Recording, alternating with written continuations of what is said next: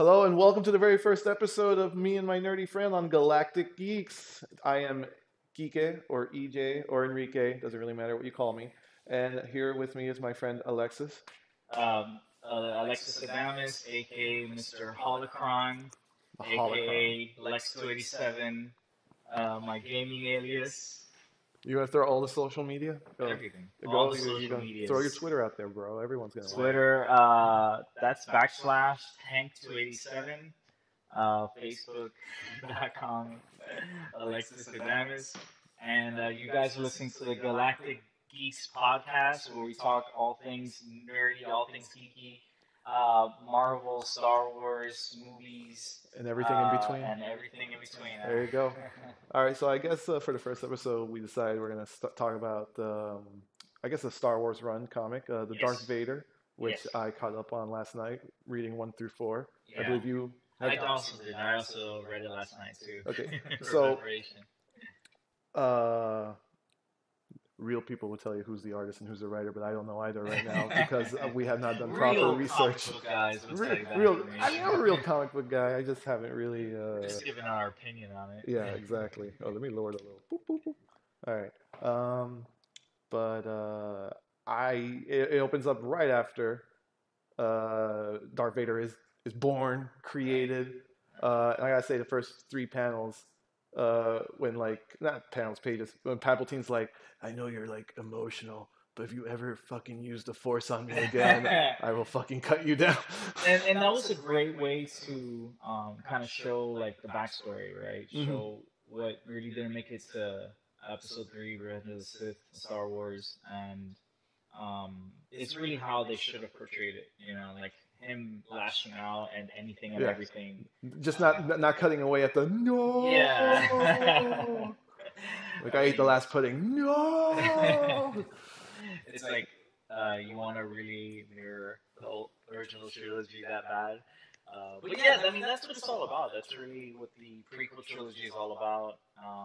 But this is a cool way to show like the backstory and expand on that. How he becomes the Darth Vader. Like Right. the movie's entitles how he gets there, but Right. then this book seems to be about like how he gets worse to get there. Yes.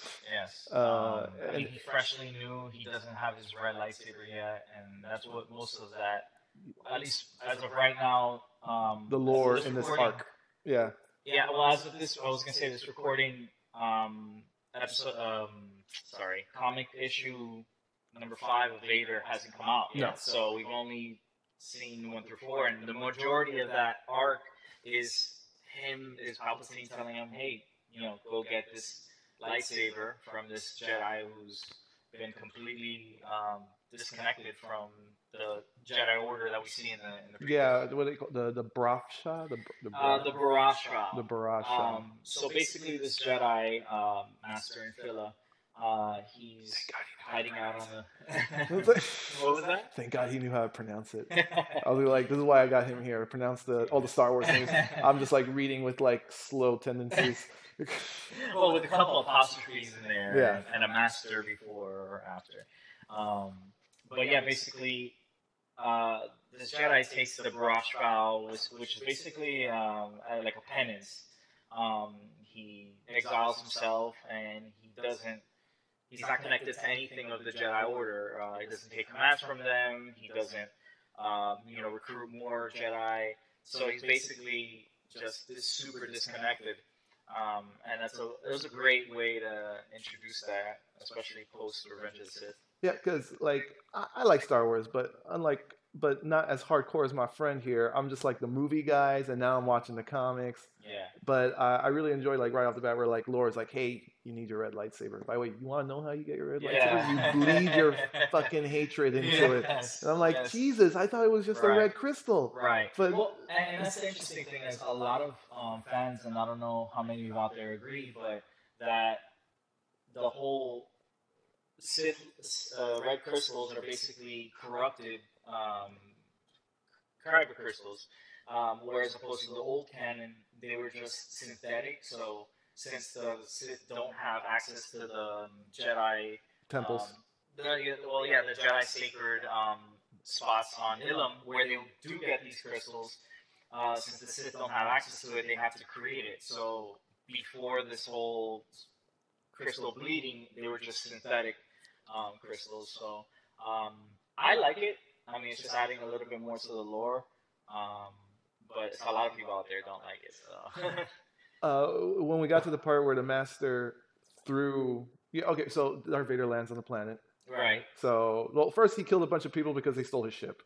right, Yeah, Emperor Palpatine literally drops him and is like, "Oh, your ride was jacked. You're gonna have to take care of that. Then take care of what I want you to take care of." right, He finds some people, just murders them, just to Right. remind us, hey, he's still evil. yeah, Takes the ship, finds the Master. I like the back and forth with his droid that he reluctantly needs to have. I don't know if you remember, there was that one part where it's like, "I require you to clarify." It's like, "You require nothing." It's like, it would help me because if not, there's 40,000 freaking Jedi. And it'll take me like 3 months to give you this information. And I love that. That's the most comedy we got out of Vader. Right. The, the HRN sound Yes, effect, like, yes.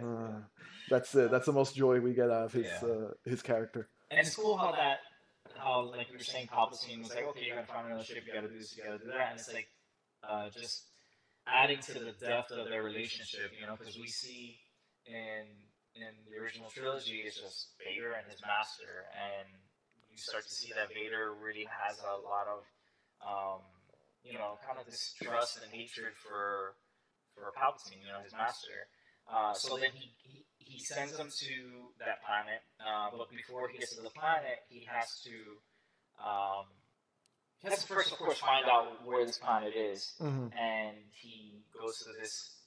It's a Jedi outpost that has been, of course, since all the Jedi are dead, has been abandoned since the Clone Wars. And I love it that he's getting there, and the Clone Troopers, because of course at this time it's still the Clone Troopers, they don't recognize him, And Yes. when he gets there, they're like, "Who is this guy?" Like, another Jedi. They see him use the Force, and they think he's a Jedi. I love the two stormtroopers dialogue, Ding, and I don't know who the other guy was. The whole time I'm like, oh man, I hope they don't die. Yeah. They have back and forth, and Yeah. of course, once Vader he gets on there, starts slaughtering all that. Like even the robot was like, "I have the command, the landing codes. Would you like?" No. No. Yeah, he wants to give him. I mean, I think he wanted to test himself also, like how far can I go? Exactly. Like what's my limit? Like, because remember, he's newly christened Darth Vader at that time, and it's like, ooh, let's try this out. Let's try out these new powers. Let's try out this hatred. And then we get the robot gets there. Robot's looking for the information, and I like I always love the smart henchman. Yeah. All right, and I got two examples of that. A little off topic. The Incredibles, when the guy throws the dirt in the water looking for the invisible girl. Oh yeah. Okay, right there. I'm like, smartest fucking henchman in the world. And then the other one would be like in Amazing Spider-Man, the TV show, where he's in Kingpin's office and he's like on the ceiling, and then security guards are walking by. He's like, and he goes quiet, like, "Hey, check out the unauthorized ceiling ornament." And then they just start firing. I'm like, I praise the smart henchman. Yeah. And then the stormtroopers throw the grenade. Right. To like, the Jedi's have limits. You know, and I'm like, oh my god, that was smart. Yeah. But yeah. I'll let you go on to what happens next. No, yeah, it was very cool. Is that comedy? And for me, it was funny because it's like a Darth Vader story, and he's approaching Clone Troopers in his new armor, his black armor, and they don't know who he is. And it was just comical because it's like, no, he's not a Jedi. I'm so confused. What the fuck is happening? Yeah.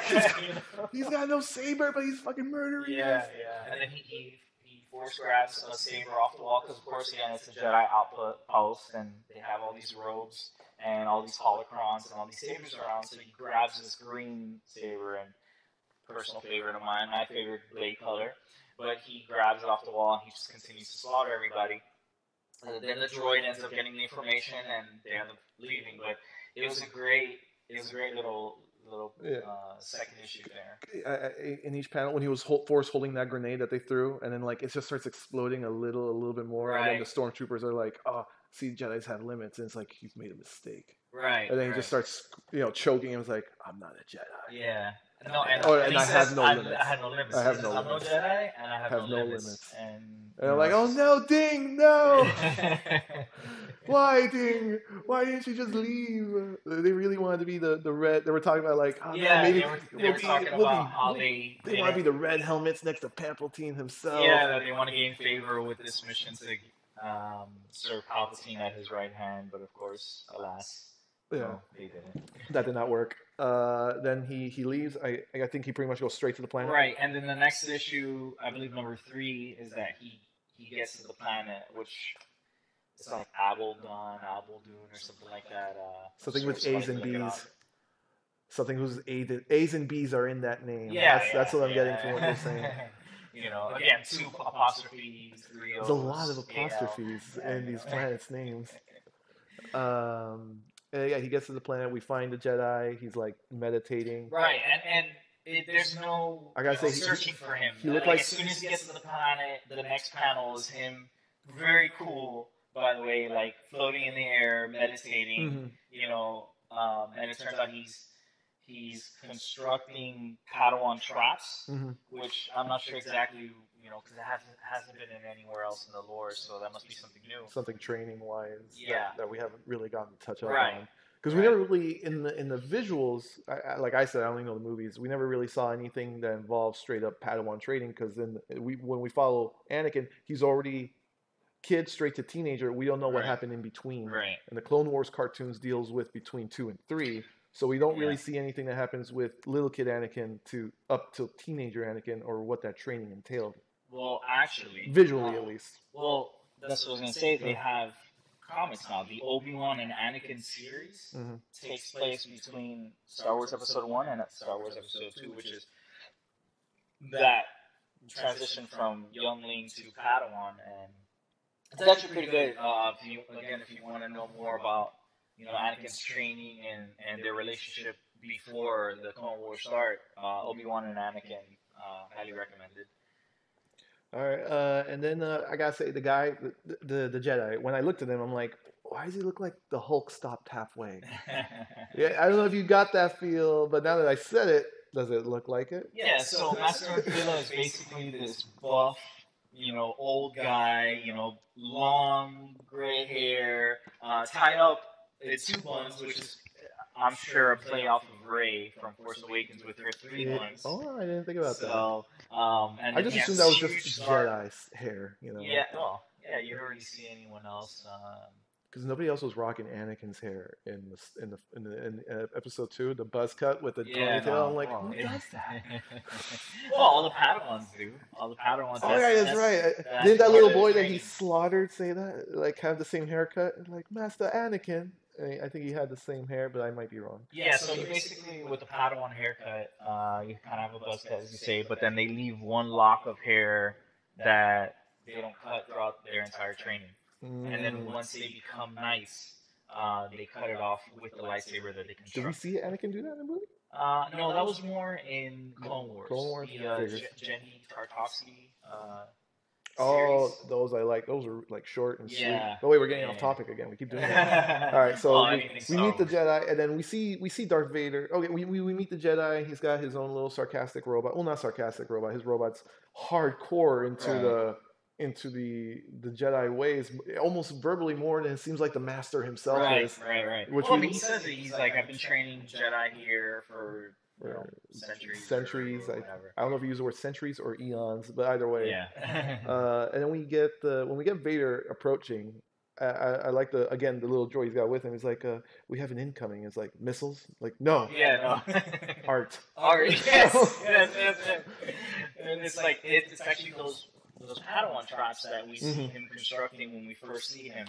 But anyways, very cool visual looking character, Master Infila, and just another way of bridging, you know, the 2 eras together. It's very old, the prequels, you know, style. The feel. I couldn't help, even though I never read it myself. I was wondering, like, I wonder if this is how the Dark Horse comics were. Yeah. Like, because it feels like the old movies more than like what we're doing now with the new stuff. Yeah. But I guess that's up to the writer and the artist. Like, it's the artist, I guess, that's really doing it. A lot of like 1-page arts almost, or almost only 1-page arts. A lot of splash arts. Then we get to Vader. He fights. He pretty much gets to the guy. I think tells him, "Oh, you gotta meet me to the top creature. Right. So Vader pretty much knows where he is because he senses him, Mhm. and Master Infila knows that Vader's coming from because he can obviously sense it through the Force. Were you the one who was the source of the pain and despair Yeah. I felt? Yeah. And he just goes, yes. Yeah. So basically in that, Master Infila is saying, I felt all the deaths of Order 66 and all the Jedi and all that, and you were the source of it. But it's interesting that he says that it's almost like he carries that pain within him, Mhm. and with a lot of the new content we know, as the Lords of the Sith is one as well. That we know that Vader is really, just angry with himself more than anything, and it's the hate for himself that drives his Motivations. his dark power. And I think the guy said too, like, you carry it within you also. Right. Yeah.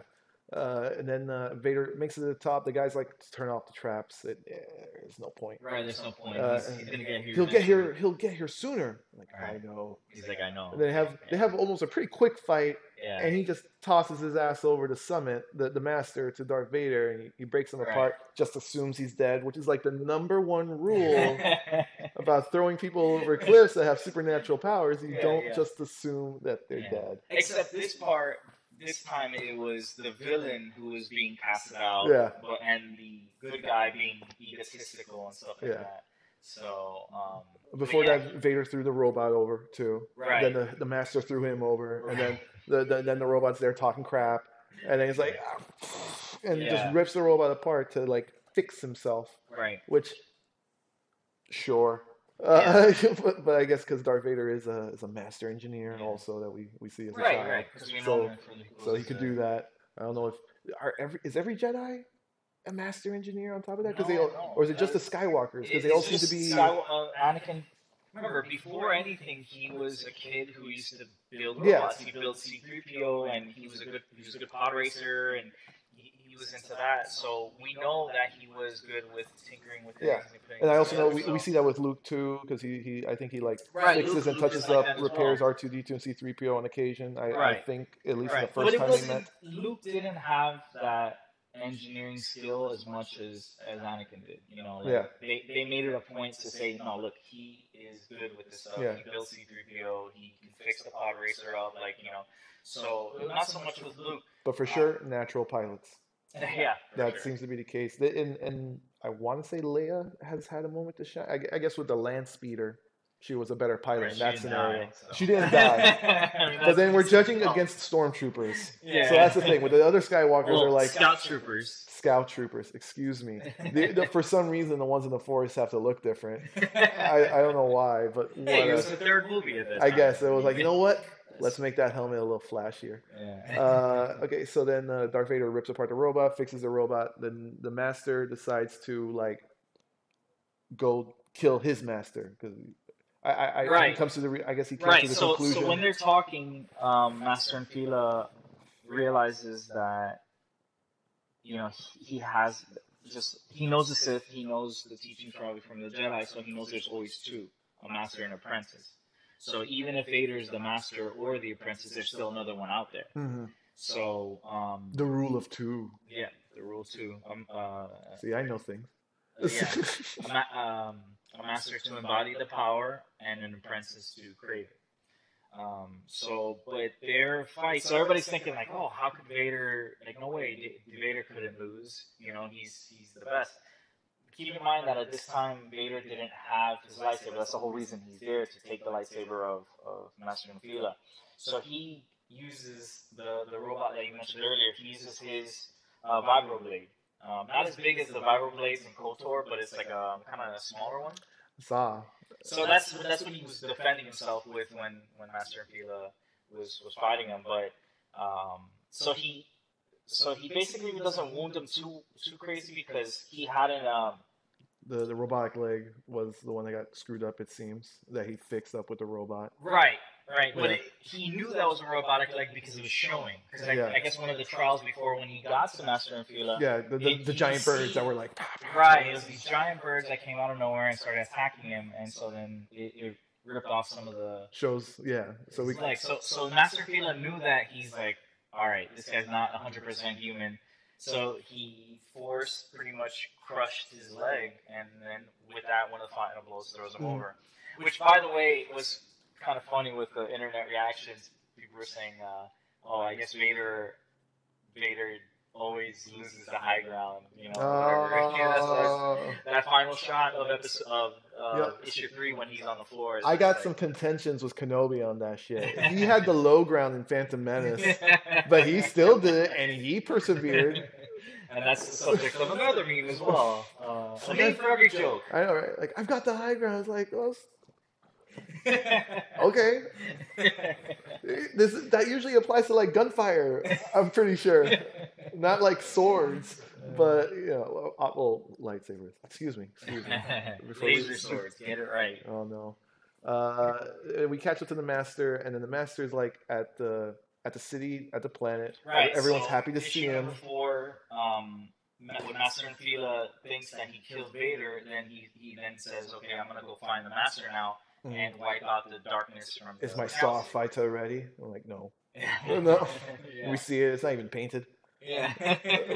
Like, I thought they were like orange and yellow off the bat. Like orange and, what are they? Orange and peach? Right. Want to say like that? Yeah, his is the older his model. is the ship from the Jedi cruisers from before the Clone Wars. So that's why it's different than the ones you see in the films.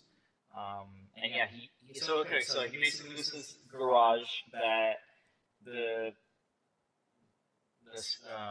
the starship was being held at and stored at, and then there's these it's a girl and her mother, and they're like the friends of the Jedi. It's, "Oh, you haven't been here in years. Why are you coming back?" And he says, that should be a red flag. So prepare the ship as soon as possible, get it ready, for takeoff. And then as he's talking midway, he senses Vader's presence. Again, then that's when he rushes outside, and then Vader's on top of the city, pretty much destroying the dam that is preventing from like this huge body of water from overwhelming. I mean, first we get the security guards trying to intervene in the fight. Then those poor souls get tossed over. He's like, it was just like, no. You're there, and then he lightly puts them down and like, I've got you. Right. And then Vader's like, fuck this. And then he like, I guess some key component of the dam, and he starts to crush it. And then we get the master they're basically just having a invisible force hand fight on not destroying the city. Right. Which I guess I'll let you tell how that part ends. Yeah, so basically, Vader sees that Master Infila is pretty much true Jedi at heart, which he tries to save people. Going out of his way. To save people. So then Vader's like, "Oh, let me just destroy the entire city." So then he starts force pushing or force cracking the dam, and then he destroys the dam, and then But right before he does that, we get a close up panel of him going, "Oh," and then the next panel is just a neck crack. Yes. And then I think the dam burst. Right. I don't know if he let him see it. I'm not sure. Right. I'm not sure. I don't remember right now either at the moment. Yeah, I think he definitely kills him. No, he does kill him. I just don't remember if he's like, let me snap your neck, then break the dam, or did he break his neck and then, or vice versa? You know what I mean? Anyway, Master Infila gets force choked and the city gets destroyed. So, I'm assuming the next issue is going to be now him trying to find the saber in the rubble and just. No, he took it from him. He took it from him when he was force grabbing. Oh, so he did. I think he took it from him when he pushed the security guards off, and he was focusing on that. Okay. And then he's just like yoink. Oh, okay. So and I just don't remember what was the next thing about. I think. Damn it! What? That's pretty much where it ends. It ends. I could have sworn the droid told. I thought he told the droid that we gotta go do something else now. I just don't remember what, if that was the case. But regardless, that's where that arc ends, basically, of how Vader gets his lightsaber by murdering an entire city. And the Jedi. True Vader style. Yeah, and a Jedi. And I'm like, God, the thing is already soaked in blood before he even uses it, basically. And that was the first arc of Darth Vader 1 through 4, ongoing right now. Number 5 probably comes out in a week or two. I'm not sure if it's a monthly. I think it might be monthly. I believe it is monthly. Because it came out February, the first one. So, yeah, it's monthly. All right. So, number 4 came out last week, August 2nd. That's right. I remember dates. And on top of that, let's see, what else do we got? Now it's time for me to nerd out. time for me to talk about something that's not Star Wars related. That's right. You could skip if you want. But we do everything here, Galactic Geeks. We do. The name may presume otherwise, but yeah, we do. Those are no, it's just the first 40 minutes has been Star Wars, but that's because we've been reading a 4-issue arc, which I just cut off on last night. And that was all really good. The art was really good. The story was solid. I did start reading Star Wars 1 through 3. Yeah. But I don't want to get into that because there's a lot to it. Yeah. But I will say, there was a part in it when Vader's helmet fell off, and the stormtrooper came up to me and goes, "Mother of moons, Lord Vader, I am the rebels. They have escaped." And the next panel is just his head, not just cracking, turning all the way around. Yeah. And I'm like, I don't think we've seen that before. He did not like that you saw his face.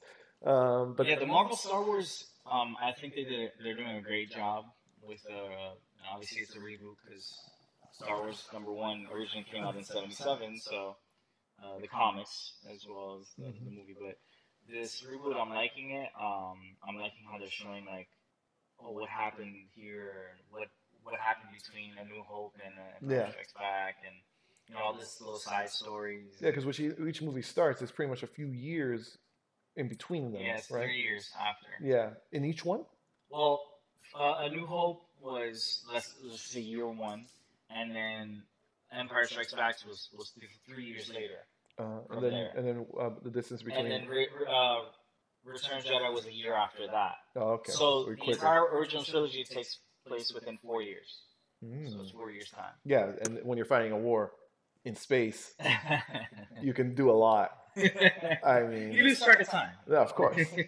But hitting over onto the comic side, I got 2 or 3 things I want to mention. Right now, I'm going through, which my friend here has not read, probably, the newest Batmans. I don't know if you know, Batman proposed to Catwoman. Oh yeah. Mazel tov. Yeah, that's happening. We haven't heard an answer yet, so we're all. No. Sure, Batman style. No. Well, he proposed to her. And then he just left. No, and then they went to bed and they fucked, and we still don't know what she said, yes or no. Like we don't know as an audience if she said yes or no. Either way, they had sex after, so that's all that matters. But and then what's going on right now with the Batman written by Tom King? Yeah, I know that one. Great writer. We got Batman in bed with Catwoman telling him a story about when he first became Batman, of a gang war between Joker and Riddler. And it's called the War of Jokes and Riddles. Oh, so it's actually pretty good. Yeah. The Joker can't laugh anymore. That's the problem here. He's not smiling. We open up in a comedy club where comedians are frighteningly giving their performances, only to get shot in the head by the Joker every time, just because nobody can make him laugh. So is that Batman #1 of that series? No, this is we're already at 28. Okay. But this is the arc going on now that I'm reading. But it's called Batman. It is called Batman. It's the main Batman run of DC Comics. So it's main continuity. So everything here does matter as much as it matters to you. I mean, I'm sure we're not going to see any of this in Justice League. No. That would be crazy. No, because then we'll have to throw all the villains. Because each side, Joker and Riddler are recruiting villains. Because the whole war starts because Riddler comes to Joker. It's like, hey, you want Batman dead? I want Batman dead. Let's kill him together. And then, win-win situation. Yeah, and then Joker shoots him in the gut. And, and says nuts to that. But the Riddler was like, oh, I'm alive, haha. And I'm gonna take out the Joker, and then I'm gonna take out Batman, and then the war starts in the city. Okay, people start dying. They start recruiting villains for each side. And some of the best parts are, of course, Joker parts. So Joker goes to Carmine Falcone, the known mobster of the Gotham universe. He calls him on the phone, just says, "Find me the Riddler. You have 1 hour, or else I'll kill your mother." No pressure. No pressure. And he's like, "Who is this?" And then he just hangs up, and he knows automatically it's a Joker. And he's like, "Didn't you hear him? Go!" And then obviously that didn't work because he meets up. They find the Riddler with Poison Ivy. Poison Ivy fucking kills all his bosses, all his henchmen, And then once we get back to Falcone's house, you see the Joker sitting at a table, and he's arranging teeth. Oh. And he's like, "What are you doing? What are those?" And I was like, "Oh, I was just giving your mother a smile." Ooh. So that was his mom's teeth that he was arranging in Poor a mama. smile. And the next panel, we see Batman finding her body, Ooh. like So there, dead. And you get a little backstory. It's like, Madame Falcone, a mother of four, disowned her son after she found out that he was a crime mobster. And wow. it's like, damn. It was hardcore. It was hardcore. Sounds hardcore. But I'm not only gonna kill you, but I'm gonna rip out your mom's teeth it's and kill classic her Joker. after. The art is great. Let's put a smile on that face. The story's 3 issues in so far. That was pretty much issue 1, so I won't go into much detail of the other ones because that'll take a while. But recommended? I recommend it. I recommend it also. The next issue is the Ballad of Kite Man. You learn the origin of Kite Man, one of the lamest heroes of DC. Wait. Kite? Like flying a kite? Like, Kite Man. yes, he's Wow. pretty much a guy who has he's pretty much a guy who's really good at aerodynamics and makes a hand glider to commit crimes across the city, which kind of makes sense in Gotham because like tall buildings everywhere. Yeah. But it just sounds so stupid. Except that there's a bat around. Yeah.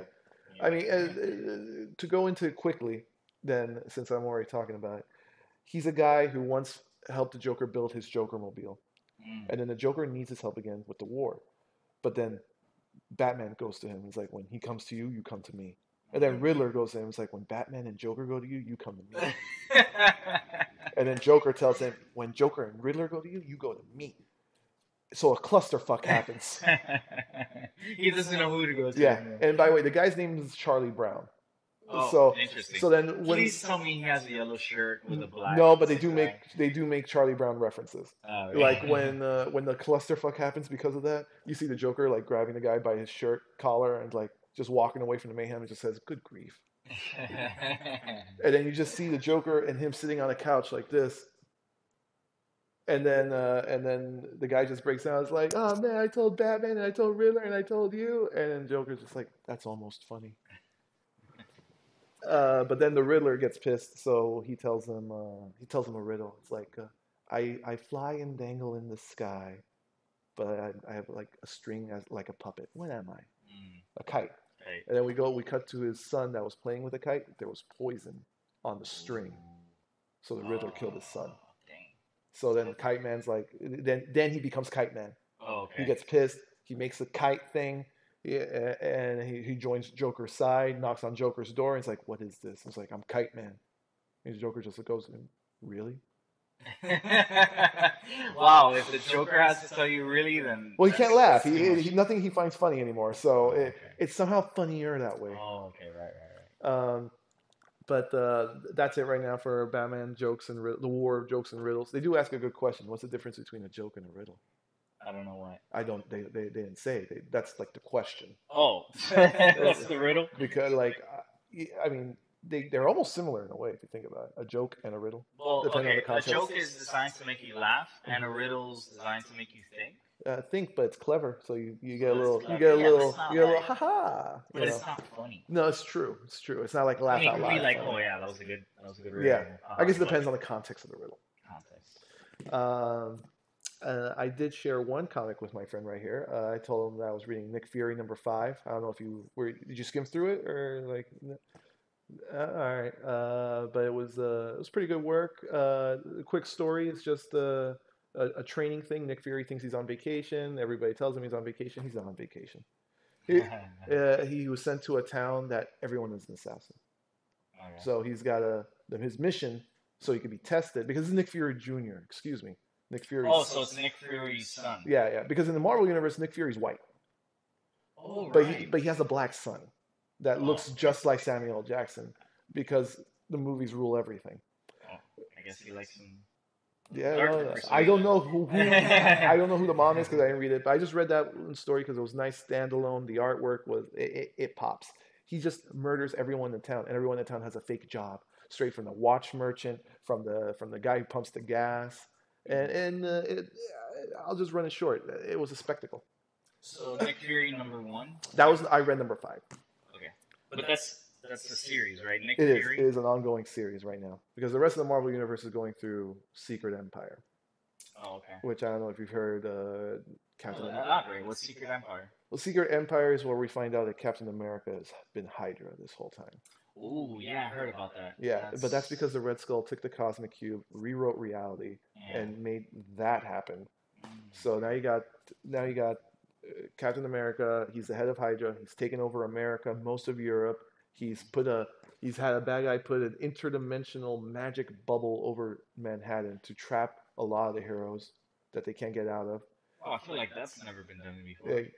And he's tricked the Interplanetary Committee Sword into creating well, they were creating it anyway, but they turned on a protective shield to stop an alien invasion. But he did so also to trap the cosmic heroes outside. Oh, okay. So he's got basically complete control. Oh, okay. So it's pretty much a back and forth about that. So you're following mostly you're following a bunch of heroes, but the story I found the most compelling was Black Widow's story because Okay. she's trying to train these kid heroes that we're gonna kill. That We're gonna kill Captain America. oh, ooh, So that's very interesting. which is I'm gonna check the that new out. Hulk, which is Amadeus Cho. He's Right, he's right. like you've heard about him. Yes, And the new Spider-Man, Miles Morales. Miles Morales. Yeah. And a few other characters I'm not going to get into, but she was training them to kill. She was training them to tell them that they're going to have to kill Captain America. And then when we get to the point where it was going to happen, she locks up Spider-Man because a previous event showed a hero that could tell the future, and the future was that he will kill Captain America. And this was before they figured out he was Hydra. Oh. So he was dealing with the reality of that, and So then she once went that to happened, him. yeah. So she locked Spider-Man in a cage, right? Basically. And then Spider-Man's like, shit, I'm locked in this cage. But wait, that guy predicted the future that I was going to be there. So if I guess the passcode, my first guess should be right. And it was. Oh, nice. What was the password? You don't see it. They cut off the okay. frame right there, Okay. and then the next frame is just him like swinging away. And I'm like, Nice. that's not how future telling works. Speaking of Spider-Man, did you see Homecoming? Oh, yeah. Okay. But before I get to that, let me finish the real big part here about Oh. Secret Empire. Spider-Man confronts Captain America, and then when he was going to fight him, Black Widow gets in the middle because she didn't want. Black Widow told him, "You're not a killer. I'm a killer."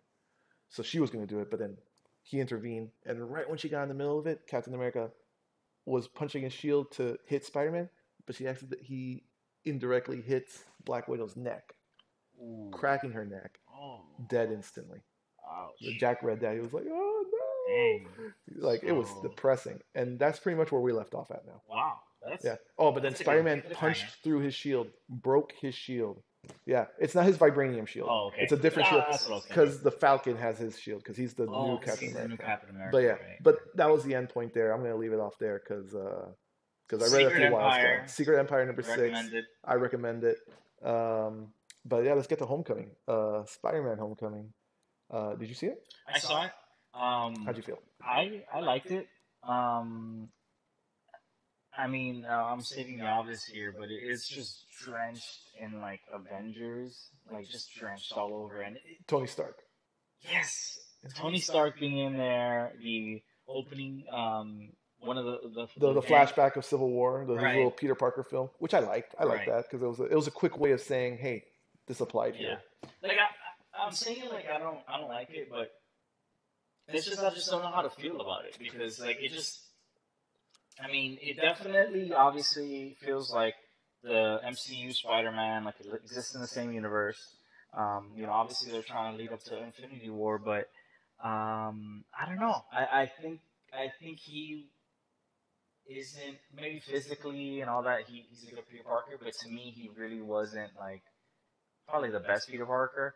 Really, I think he is. I don't know. He just didn't convince me. I didn't walk out of there thinking, "Wow, that was like awesome." Like that was a good Peter Parker. I mean, maybe just the whole Avengers thing just kept distracting me. I will say that Michael Keaton's Vulture was very good. I like that. I like how they introduced Timekeeper. in there. Was no Thank you. Tinker. I'm sorry, Tinker. Tinker. Yeah, yeah. So he in the movie he basically takes all the alien tech from the Avengers movies that the aliens that were killed or whatever they were taking their tech, and that's how he makes the vulture suit and the vulture wings. And I like how they threw that in there. I liked the um, scorpion Cameo cameo that we at the got end. there. So they're setting it up for the trilogy because, as you know, they announced that it's going to be a trilogy. It's going to be a Spider-Man trilogy. Yeah, it's a deal that they worked in with Sony. Right. Um, I gotta say, Michael Keaton stole the show. Yes. To me, he was the best part of that movie. He was the best part of that movie. Yeah. The suit. Oh yeah. I never thought in a million years that you could make Vulture cool because in the comics he's like literally an old guy flies around that steals youth. Yeah. Like that's one of his bits. At least that was one of his arcs. Yeah. And he's like this old man that like lures you in with cookies and yeah, basically. And he was bald, yeah. But the suit, the jacket, the fluffy. Oh yeah, I like that. The whole thing. I like his costume. The whole thing was great. When we get to the end part where he gets his newer suit and you see him perched on the billboard looking at the plane taking off, I'm like, it even sits like a vulture. It's the whole aesthetic works. They did very well in the film. I like how they made him like a working man that got screwed over. Yeah. Instead of like whatever petty thing the one in the comics issue. Whatever his. I'm old, so fuck you. Oh, fuck the world. Yeah. And it kind of shows the bad guy as like the underdog, as like like you said, the working man who had this company and they were like scavenging company, and then here comes this secret government organization trying to cover up everything that happened in Avengers 1 and everything, and like you kind of feel for him. Yeah, he's just so I was gonna say, I think he's the only sympathetic villain in the entire Marvel entire Marvel Cinematic Universe, really. Probably. I mean, I get like. I was gonna say Baron Mordo in Doctor Strange, but he just loses it at the end. Yeah. Yeah, like I'm everything I knew was a lie, so I'm gonna make this guy paralyzed again. Yeah. But yeah, I think so. I think Vulture is the most sympathetic, the one that you feel for the most. Right. And it's very true to the Spider-Man style. Like the whole reason Spider-Man is such a lovable character and so big nowadays is because he connected with people. He's just every guy. He's just a guy who has, fears and wants, and he wants the girl, and he's scared. And it was a high school film.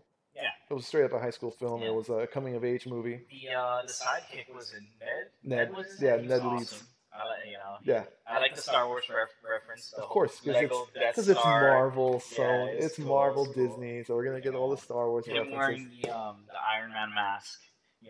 Like just the mask and his little fat body. It was funny. He was good. It was the only comedy. Honestly, the only comedy there. True. And that's why I was going back to Tom Holland to me not being the best Spider-Man because he just didn't have that smart assness to him.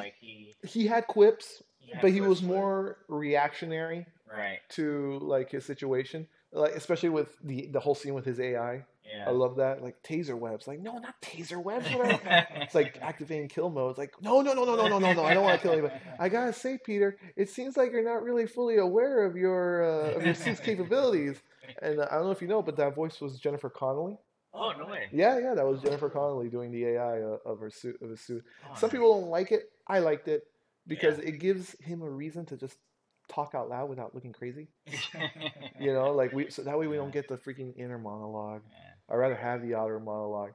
But I gotta say, a robot is programmed by Tony Stark when he's like, kiss her. Kiss the girl. It's like, what do you know about romance? No, and that was the first Spider-Man suit that the eyes kind of adjusted, which they do in the comics. They do that. Was it a big plot twist for you when it turned out that Vulture was her dad, Liz Allen's dad? Oh yeah, that was. Did you? I gasped. It was definitely unexpected. And then that entire time you're going through that scene with him, like, oh my god, I can't believe Michael Keaton's actually his father, or Mary Jane's father, and oh my god, I'm in his house, and oh my god, he's figuring out that I'm the guy in the suit that spoiled his plans earlier in the movie. Yeah, It was a good scene. it Um, was. I mean, hopefully Tom Holland definitely gets a little more smart-assy, kind of better quips, and not leave all the comedy to just the side guy, Of the course. sidekick. So. I want to be the guy in the chair. Oh yeah, I'm the guy in that chair. There was no need for him to be using 3 computers anyway. You guys just had 4 tabs open. Yeah. And what are you doing here? I'm watching porn. Yeah, that was good. That was a good scene. We were with some of my coworkers in the theaters, and there was this one guy who was just like dead staring the screen the whole film, no reaction from him whatsoever until that scene. He startled us because he laughed. Yeah, overall, I gotta say, I don't know, 7 out of 10. 7 out of 10. Yeah, it wasn't that much. I'm gonna say, you know what? I think I might give it the same rating only because I have no gripes with the Spider. I have no gripes with Tom Holland. I think he's great for what we're getting. The Vulture was great. It the Tony Stark thing was almost too much. Yes. Just a tad too much Right. because he's like, Captain America is supposed to be the mentor. Yeah. Not really Tony Stark, but I understand why he would be the one because they're both smart and Tony Stark's technically the authority figure now. Yeah, he's invested. Yeah. I mean, It reminds me of the scene in the gym. It's like I'm supposed to show you kids these videos, even though I think he's a war criminal now or whatever. Yes. I thought about that when before the movie came out with like the trailers. I'm like, why are they? He's a war criminal, right? Yeah, that was funny. That was a good one. I said those words, and then I saw that scene in the movie. I'm like, Yeah, like the coach played by Hannibal Anyone? Buress. Did you hear what Hannibal did for the red carpet premiere? No. No. Oh my God! Then I'm loving that. I get to tell you the story right now. Okay.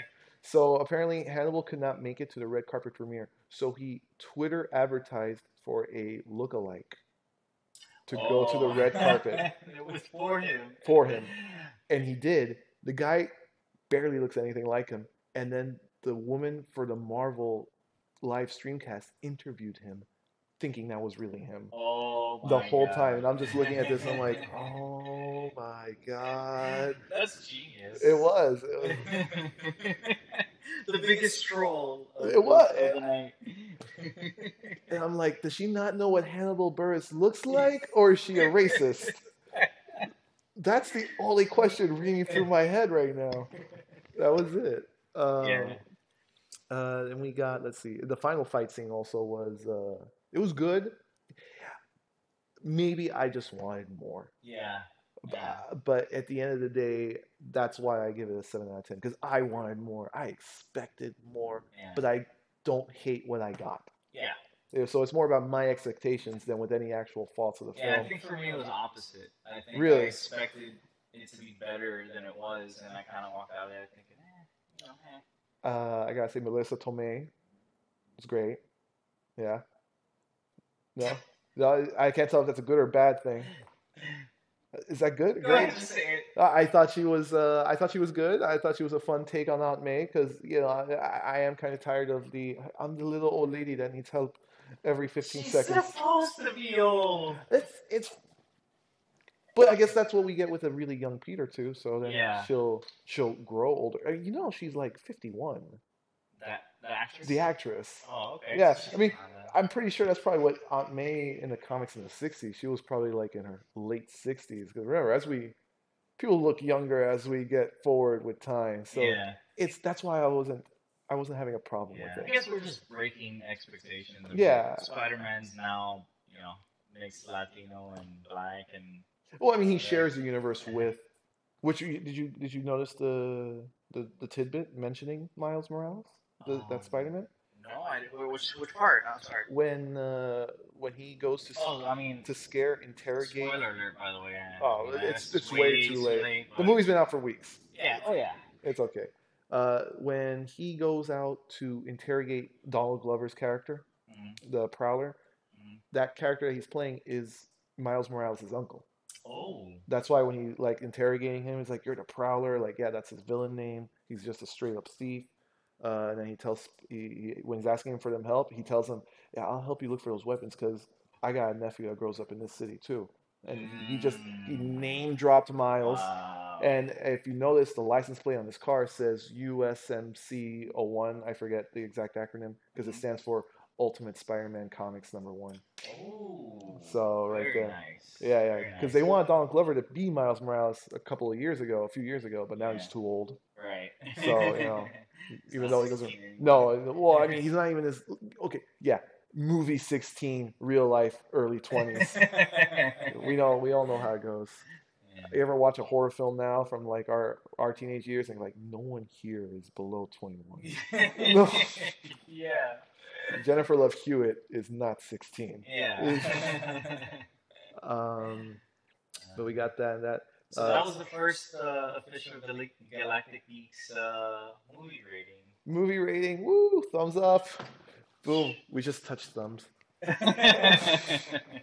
Let's take a little break here because my screen's gone black and I don't know what happened. Okay, and now we're back. Here, we just took a little break. We're gonna finish off here. We're talking about some stuff I found. Let me pull it up here so my friend Alexis could take a good look. Ooh, and it's a Star Wars story. Yay! Kind of. You'll, you'll see once this slow ass page. Oh, I know exactly what this is. You heard about this? Yes. The SAS Boba Fett helmets. Yeah. SAS Soldiers Trial Star Wars style bulletproof helmets with heat-seeking technology and friend or foe vision. So if you could see a photo here, it looks pretty freaking frightening. Uh, the SAS, as we all know, is the special forces for the British military. They seem to be trying out some visors and helmets that actually shows them GPS on their visors, and they're air conditioned. Yeah. And it protects them from gases. Yeah, I bet. Because actually, a buddy of mine who he's in the armed forces, he says, "Dude, that looks cool, but it must be very hot. You know, Yeah. especially with all that tech you have in Mhm. there." And Well, like we said, AC. It has AC in it. That's crazy. yeah. So I'm sure a lot of you have seen this article floating around, especially if you're into Star Wars, and but And it's military. basically it looks like to me a General I was Grievous gonna say that. face It looks like Grievous. with like kind of like a skull. It has like a skull type aesthetic to it. It's definitely intimidating. Yeah, that's super. I mean, that's in the daylight. Like that's like Mhm. super close up in the daylight. You know, imagine that at night or Yeah. like coming out of the woods. Especially Or, if the visors light up. Like, yeah. even though they probably won't, because why would you want the soldier Right. to give away the position? But like You're like, somebody oh, out there's there some is eyes over there. like, who's that looking at me in the bushes? I'm like, oh, it's just a bear. A bear that could chew. But yeah, So no, it basically says it picks up signals from other people through friend or foe vision and is air conditioned to protect against heat and gases. So that's basically like a HUD. You know how if you play a war game. which that's what's war becoming. Yeah. Uh, Oh yeah. when it comes to trying to fight and make it as simple for the soldier as possible, you give them a HUD. Uh, it looks like also super strong plates that could deflect gunshots and protect against shrapnel blasts and fire. Oh yeah, I bet. I mean, this thing's like a tank on your head. You know. And I just wanted to bring that up because I thought it was pretty cool. It's pretty boss. Yeah. Yeah. Uh, Very cool. uh, Claims. Okay, so the creators of the DevTac Ronin Kevlar Level 3A tactical ballistic helmet claim it's literally bulletproof. So there you go. Save some um, soldiers and look cool doing it. yeah, but it's how technology is just things from pop culture. Things like this, like Star Wars. Style is just and look, they have a picture of Boba Fett right next to it. How it's just melding with reality. Yeah, I mean, how many things throughout history predict the future? Basically, you get 2,000 Leagues Under the Sea. The Yeah. guy wrote basically about nuclear submarines Right, before we even submarines. discovered Yeah. uranium. Yeah. So sometimes a lot of these like science fiction, fantasy type stories and elements are making it to Life real imitates life. art. Art imitates life. Yeah, perfect. And that was just my little tidbit news of the day that I like to bring up. What else we got going on? You recently came from Supercon. Oh, okay. So yeah, SuperCon. So we basically Galactic Geeks were based out of Florida, and we had just this past weekend the South Florida, SuperCon. not to be mistaken for the rest of Florida that you make Right. fun of So on the so internet. for those that are in other states, South Florida is a whole different You need a world passport. compared to the rest of Florida. You need a passport to come here. Yeah. So basically, SuperCon is South Florida's largest con, and I mean, if you're into cons and you know how a convention, a con is basically everything and anything, anime, cartoons, comics, pop culture, and it's just 30,000 people all dressed up in their favorite characters and it's an exhibition hall, and then there's panels. What And did you do? Who did um, you see? all What right, made your so nerdgasm go I'm up? basically a part of a group called SaberCraft. We're a lightsaber choreography Plug, plug, plug. group based out of here in Miami, and we had a panel there at SuperCon. So we were lucky enough that they invited us to be there to run workshops. So we had, 40, 50 people actually learning some of the basics with us, with some of the more experienced guys there, and learning how to strike from this angle, how to defend, and foam sabers. Wasn't like the hard sabers that we use normally in class. But yeah, so basically, not all sabers are created equal. So you have the That doesn't sabers sound that like a look Jedi really thing to say. nice. What was That that? doesn't sound like a very Jedi thing to say. Yeah, Jedi at heart, but uh, not all sabers are created equal. So there's basically sabers that are designed for stunt choreography, stunt combat, and we don't have all the participators there using that. We had the foam sabers, but anyways, long story short, we're a SaberCraft group. We do saber choreography. Look us up online, sabercraft.org if you're interested. But anyways, we were lucky enough to be invited by SuperCon themselves, and we were in one of the biggest ballrooms there. And we did a demonstration. We had a performance, which was great, and hopefully one of many more to come. That's good to hear. That's good to hear. I was not able to go this year. Hopefully, I go next year. But it's Yeah. okay because I've done San Diego. So Oh, you're better than us then. You're too good for us. I did SuperCon once. It was after San Diego, and then me and Jack were like, we started. Yeah, you set the bar right at the We top, set the man. bar You way set too the high. bar way too It's, high. it's up there. It's unreachable. Yeah. SuperCon's gotten bigger and better. I've Yeah, heard. SuperCon's awesome. I mean, they have all those panels. One of the things I personally enjoyed was cosplay wrestling.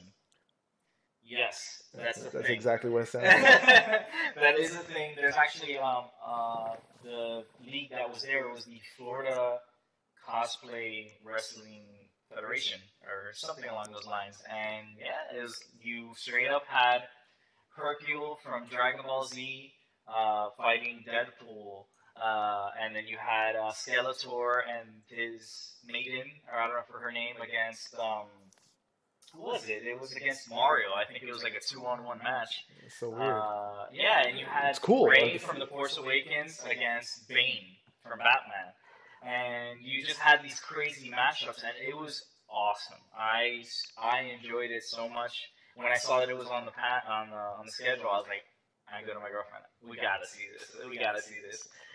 So in between the whole SaberCraft, running the booth there, and the cosplay wrestling, and there was video games, and there were real life Power Rangers were there. You had one of the doctors from Doctor Who was there. But anyway, SuperCon, if you are here in Florida when it comes around, make sure to get out to that, buy a ticket, because it's 4 days of awesome. Living that con life. But yeah, going back to SaberCraft, so we do saber choreography every week, and yeah, I've been really getting into it. Hopefully gonna start teaching some classes You got soon. And what's a social media plugin for SaberCraft? oh You yeah, got one? so it's if you're on Facebook, it's facebook.com/SaberCraft. So Okay. SABER craft, as if you're crafting something Okay. in World of Warcraft or As it something. sounds. As it StarCraft, sounds. Warcraft, right? So Not to SaberCraft, get and confused. so we do choreography, meaning we don't actually hit each other. So, but we do have a sister organization called the Saber Legion, and the Saber Legion is okay. I want to hit you. Let's see if Oh I my can gosh. hit you. And so it's just two sides of saber. Yeah, saber combat is big now. I mean, especially now with the Okay. movies. These are fairly new organizations, and I'm surprised they're fairly new. yeah, yeah. I mean, Star Wars has been around since the '70s. I mean, Yeah. you had the 501st Legion, which was a big first organization that mimicked the movies. But again, they just cool costume, pose for a picture, pose for this picture. Here's my Put on a card. Check us show. out. Yeah. Put on a show. But no, this we actually get down and dirty. This is contact, full contact choreography, and people think, oh, it's a lightsaber. Oh, let's just have some fun. But no, it can get very dangerous. The lightsabers that we use are made of polycarbonate, so it's the same material that's made from police batons. Oh, you ain't playing. So Jeez. yeah, no, this is like, I mean, yes, it's Star Wars, but it's no joke. People can get seriously hurt, and that's why there's classes. That's why there's training in this. And again, if you're interested, check us out.